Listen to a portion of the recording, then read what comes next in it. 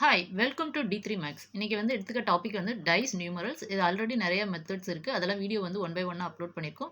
இப்போ ப்ரீவியஸ் வீடியோவில் நம்ம என்ன பார்த்தோம்னா சிங்கிள் டைஸ் கொடுத்துட்டு சிங்கிள் டைஸில் ஏதாவது ஒரு இதோட ஆப்போசிட் சைட் கேட்டால் அது எப்படி கால்குலேட் பண்ணுறதுன்னு தான் பார்த்தோம். இப்போ அதே இதில் இன்றைக்கி பார்க்குறது வந்து டூ டைஸ் கொடுத்து ரெண்டுலேயுமே நம்பர் வந்து சேமாக இருக்காது. இப்போ ஆல்ரெடி நம்ம வந்து என்ன சேமாக நம்பர் இருந்தால் அது எப்படி வந்து ஆப்போசிட் சைட் கண்டுபிடிக்கிறதுங்கிறத வீடியோ வந்து அப்லோட் பண்ணியிருக்கோம். இப்போ இதில் வந்து நம்பர் பார்த்தீங்கன்னா 1, 2, 3 இருக்கு. எதுலயுமே வந்து அதே மாரி இதில பார்த்தீங்கன்னா 4, 5, 6 இருக்கு. ஸோ நம்பர் வந்துமே 2மே மேட்ச் ஆகாது. ஸோ இந்த மாதிரி டைஸ் குடுத்துட்டு, இதில வந்து ஆப்போசிட்ஸ் ஆஃப் சம் நம்பர்ஸ் எது கேட்டிருந்தாலும் என்ன பண்ணணும்னா, சிங்கிள் டைஸ்க்கு எப்படி பண்ணோமோ அதே சேம் மெத்தட் தான். அதாவது இப்போ ஆப்போசிட்ஸ் ஆஃப் 3 குடுத்துருக்காங்க. ஸோ 3 யோட என்ன நம்பர் ஆட் பண்ணா நமக்கு வந்து 7 வருதுன்னு பார்க்கணும். ஸோ 3 யோட 4 ஆட் பண்ணா 7.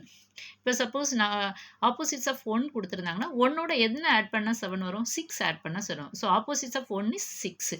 சப்போஸ் இந்த டைஸ்லயுமே இப்ப 6ஓட ஆப்போசிட் சைட்ஸ் வந்து என்னன்னு கேட்கலாம். இப்ப 6ஓட என்ன நம்பர் ஆட் பண்ணா 7 வரும்? அதாவது சம் ஆஃப் ஆப்போசிட் சைட்ஸ் வந்து 7. அதுதான் இதோட கான்செப்ட்.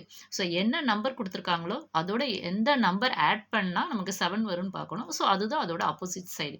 இப்ப 6ஓட ஆப்போசிட் சைடு கேட்டாங்கன்னா 6 + 1 7. ஸோ 6ஓட ஆப்போசிட் சைடு வந்து 1. ஸோ இதுதான் இதோட இது. Okay. Thank you so much.